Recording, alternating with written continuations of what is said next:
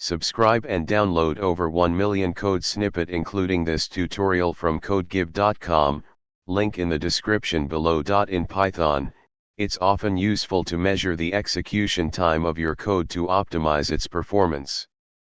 Fortunately, Python provides various tools and modules to help you accomplish this task. In this tutorial, we will explore different methods to check the time it takes for your code to run. The time module in Python provides a simple way to measure the execution time of a piece of code. Here's a basic example.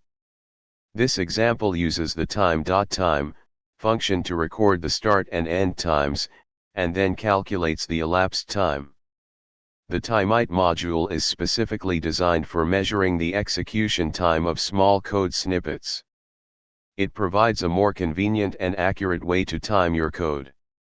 In this example, the timeit.timeit function takes the code as a string and runs it, measuring the time it takes to execute.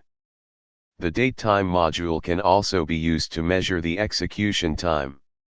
While not as precise as timeit, it provides a simple way to capture the start and end times.